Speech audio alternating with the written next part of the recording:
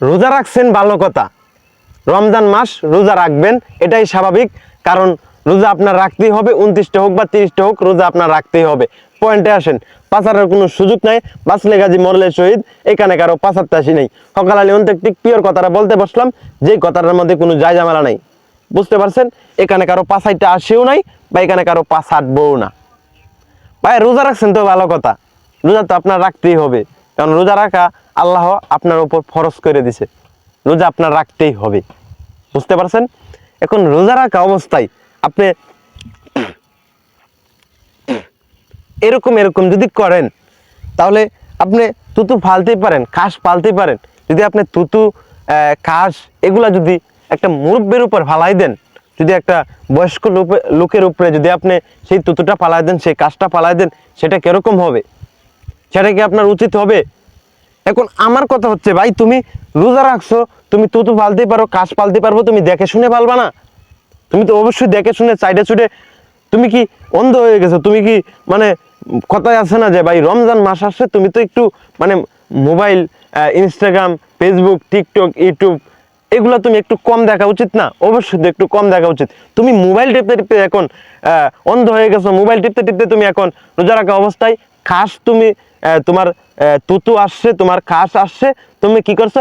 আস্তে কইরা এইভাবে তুমি সাইরা দিছো একজন মুরব্বীর উপরে, সেই মুরব্বীর উপরে পড়ে গেছে, সেই মুরব্বী বলতেছে চি চি চি চি, এই যুব সমাজ, এই যুব সমাজের ছেলেপেলারা নষ্ট হয়ে গেছে। তখন কি কি হবে তখন? তুমি কি বুঝতে পারছো একবার? মানে তোমার তো ভাবা উচিত যে আমি মোবাইল চাপতে চাপতে, রমজান মাস এখন এমনিতেই তো মোবাইল টিপা আমার ঠিক না, বা মোবাইল টিপা মোটেও ঠিক না। এই অবস্থাতে তুমি মোবাইল টিপতে টিপতে কি করছো? একটা মুরব্বীর উপরে, তুমি মেয়ে হও বা ছেলে হও, তুমি যে কাজটা করছো, মুরব্বী এখন মুরব্বীর মনের মধ্যে একটা আঘাত, মানে একটা আঘাত পাইছে যতই এখন, তারপরে তো তোমার মাপ চাওয়া উচিত, সেই মুরব্বীর কাছে মাপ চাওয়া উচিত যে চাচা, কাকা, দাদা, দাদু আমার ভুল হয়ে গেছে। এখন ভুল হয়ে গেলেও মাপ, ধরেন আমি মাপ চেয়ে নিলাম, আমি বললাম চাচা আমার ভুল হয়ে গেছে, আমি কাজটা, আমি তুতুটা পালতে চাইছিলাম আরেক জায়গায়, আপনার উপর পড়ে গেছে, এটা এটা মাপ চাওয়া উচিত। কিন্তু তুমি কি করলা? যে মাপ চাইলা না, মাপ না চেয়ে তুমি আস্তে করে চলে গেলা, এটা কি তুমি মোটেও ঠিক করলা? কারণ তোমার তো এটা মোটেও ঠিক হয় নাই। তুমি কেন এই কাজটা করলা? তুমি তুমি মোবাইল বাসায় রাইখা চলে আসবা না? তুমি মোবাইল নিয়ে কেন রাস্তায় বের হয়েছো? তুমি মোবাইল চাপতে চাপতে যদি আজকে এই তোমার যদি অ্যাক্সিডেন্ট হয়, তখন তুমি কি করবা?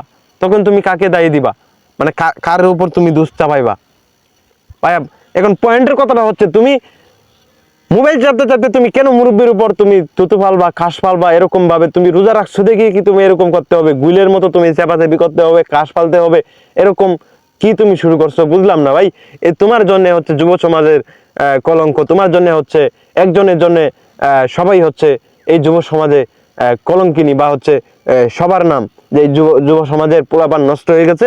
এই যুব সমাজের পোলাপান যেখানে সেখানে তুতু ফালে, মুরব্বীদেরকে সম্মান দেয় না, এরকম কথাটা শুধু কিছু তোমাদের জন্যই কিন্তু হচ্ছে।